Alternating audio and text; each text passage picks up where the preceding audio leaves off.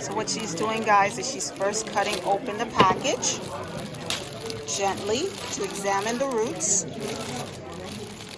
And how do those roots look? They look good? They don't look good, so we're gonna cut basically most of these roots right now. Okay, she's gonna cut most of the roots right now. I'm gonna sterilize my tool And she's gonna sterilize her in a bleach solution. in a bleach solution. She just sterilized her scissors in a bleach solution. Because this way everything is peeling. So the way to find the roots, now this is kind of, I don't know, you see like a dark brown, so I don't really feel good about it. So you want to cut away the dark brown roots. All bad roots. All the bad roots. Those are the ones that look dark brown. You can feel it, feel it. This is like a hard, so it's good. Okay, so if it's hard, that means it's good. If it's a soft like this, that's not good. If it's soft, then it's not good. So that's what she's doing. She's cutting shriveled up. Oh, shriveled up. So she's cutting away all the dead roots. And why we cutting bad roots? Because if you cut it like this, it's gonna stay wet, and fungus or any bacteria or anything else, they can go through the dead roots into the rhizome of the plant, and your plant gonna get rotten. And it doesn't hurt the plant, right? When you cut away the dead roots. Well, at this point, no. Okay, so if it's dead, it's not harming it. That's a lot of roots you're cutting. They all dead. Oh, wow.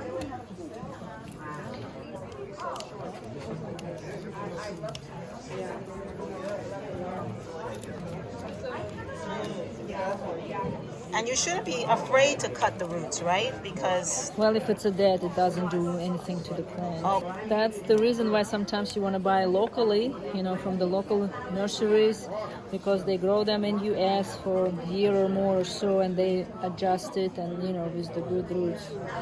But sometimes those plants that other countries bring to the festivals, they have a different variety, not available in U.S., so that's the reason why you buy import. Yeah. So it's best to buy in the U.S. The closest nursery to us is about 2 hours. Oh, wow. The closest nursery is 2 hours. Where is that?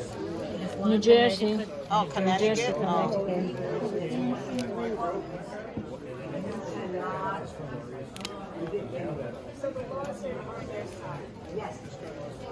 So guys, she's continuing to cut all those dead roots. She has to get rid of them, because if she doesn't, then it's just going to get all soggy and bad, and it's not going to be very healthy for the plant.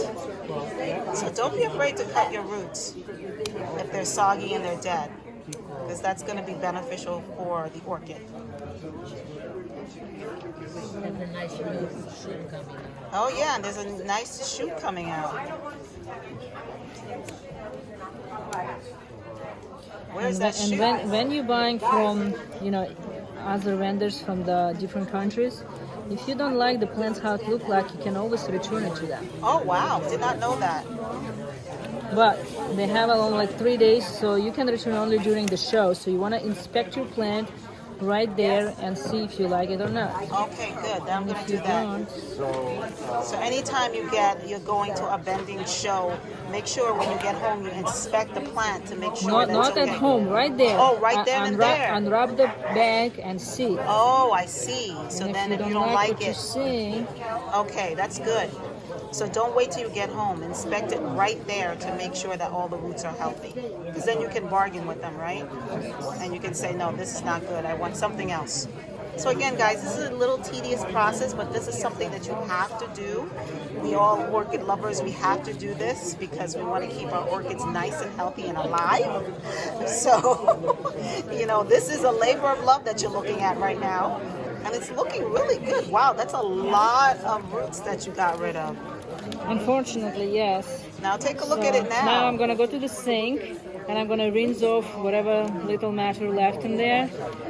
It's a good idea to spray the roots with peroxide, hydrogen peroxide, to make sure that everything, clean and sterile. Yeah, so she's going to go to the sink and wash off anything else, and then she's going to spray it with hydrogen peroxide and make sure that there's any bugs or any bacteria on there. And then she's going to show us how to repot. I'm just going to give you a look at the orchid show that I'm at. You can see this is the Long Island Orchid Show. Beautiful orchids. They have hundreds of varieties of orchids on display. Just take a look at that, give you a closer look. And that. Sorry, I don't know the variety of the orchids, but just take a look at that one. That is beautiful. And that one. So this is a slight intermission. Give you more of a closer look. We have a dozen vendors here that are selling different types of orchids. So guys, I'm going to return back to the table. Okay, so she gave that a thorough cleaning. So you rinse it off. She rinsed it off, Now guys. you can see it's kind of get a Wow, little looks bit so better. much better right? now. So ideally you want to spray some peroxide on it or some other stuff. Also a good idea for you to get this. Oh, wow. It's a rooting hormone. Super strife, yes. So you dilute, like if you don't have many orchids, 1 drop per cup, the coffee mug cup, or this cup, white cup from the bottle for gallon of water.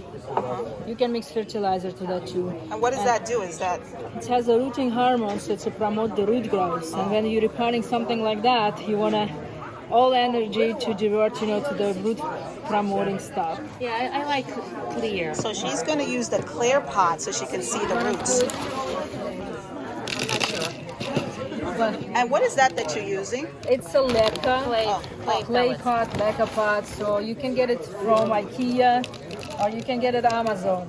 Which is better, the bark or this? No, this is just on the bottom. Okay. So if, let's say, who knows how a lady's gonna water, if she puts in the containers that are gonna stand in the water, so you don't want it to stand in the water, you're elevating it from the surface and get like more air coming into that. We're not selling this. You can get it in the Lowe's or Home Depot, Amazon, eBay. Lowe's is the cheapest one. She said you can get that from Lowe's. Yes. So she's demonstrating what she did before. She's using like a stick and to put it between the orchid. You want to find like a steady pseudobulb, the straightest one that you're going to connect it to. And also at this point you're going to define where's the orchid going to grow to. So you have 2 leads here. All right, so in the future you might separate it and you have 2 plants. So because it's kind of 2 leads here, I'm going to tie it to this and this pseudobulbs because it's going to be the point when it's going to stick together. She's using like kind of like a plastic kind of material, like a wire. It's a wire. And should you do this with your moth orchids too, the regular ones, or It's like that. You could when you repot it. Okay. Guys, you want to be gentle with this process because you want to make sure You don't want to break this. You don't want to break new growth. Okay. Because if you break new growth, then you're gonna look for another so-called eye from over here and there, that the new growth is gonna grow from that point then.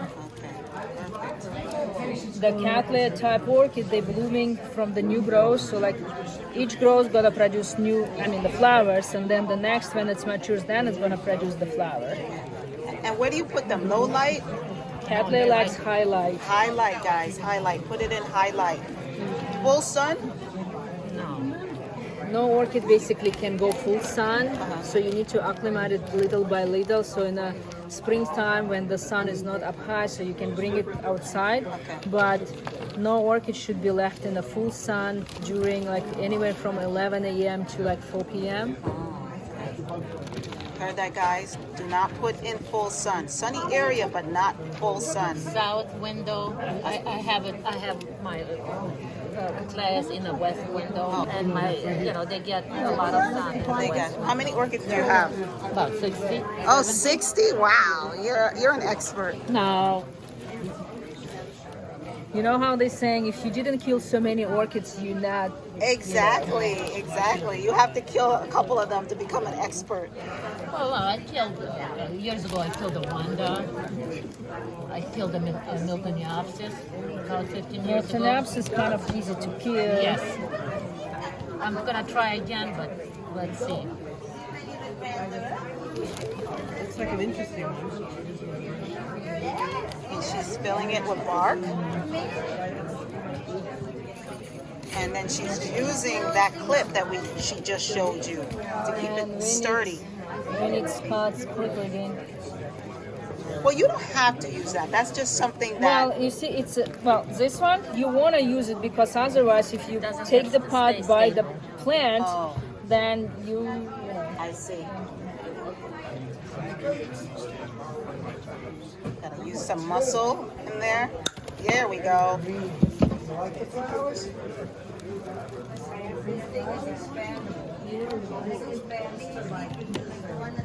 All right.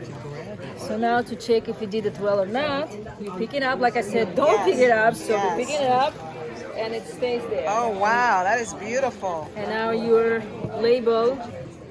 So you get Always put label back. exactly expert instruction that you're getting right here on the Determined Gardener channel. We're gonna come back and look at some more orchids, okay? We're gonna get some just basic information on how to take care of them. This is the third one. I have some too that I wanna come, but I'll come back. So we're gonna move around a little bit, okay? I wanna bring you to this one, the mini. Hi, can I get an interview with you? You can? Yes. Okay. So what should people know about orchids? Let's get you over here. These are your orchids, right? Yeah. They're beautiful, right? And these are the mini ones, right? Those are the miniature phalaenopsis, also known as the moth orchid. And they love to grow in the house. And but the main thing that people do is they overwater them. So if you have them growing in moss, make sure they dry out before you rewater them. And how would you rewater? And you water it by watering, and you take these to the sink and put warm water and completely flushed water through it. And you can see by the color of the roots if they're ready to be watered. When they turn this silvery color, they're ready to be watered. So many people kill orchids. What do you think is the reason why they kill? Overwatering. Overwatering. Yep, exactly. Or too much sun. Or too much sun. So how Yeah. many times should somebody water an orchid like this? You look at the plant and don't go by a time frame. Just look at the roots and see if they're ready or not. That way you know if it's ready or not. Okay. So if it's a Okay. silvery color like this, then that means that you have to water. Exactly. Yeah. Exactly. And what if I tell somebody it's going to be 2 weeks or 1 week, for one person it's right and for the other person it's not right. So it's better to look at the actual roots. And that's why they're grown in clear pots. So you can look.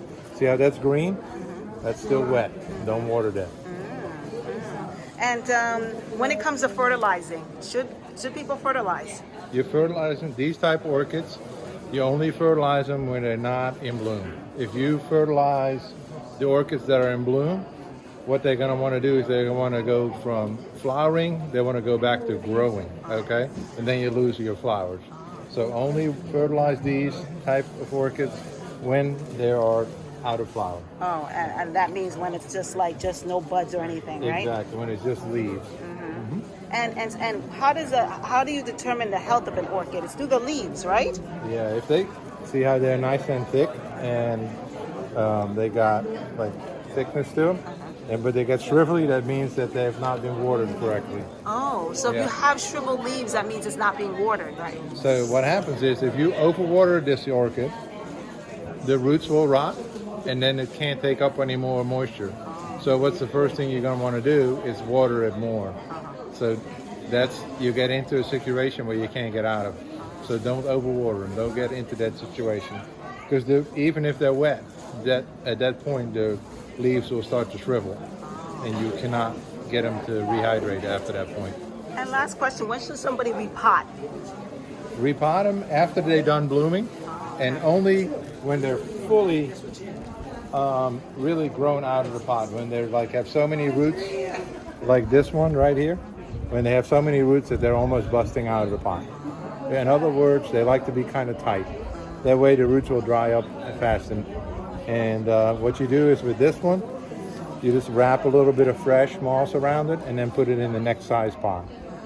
Okay? Perfect. And it'll be happy. Yeah, I'll be happy. Awesome.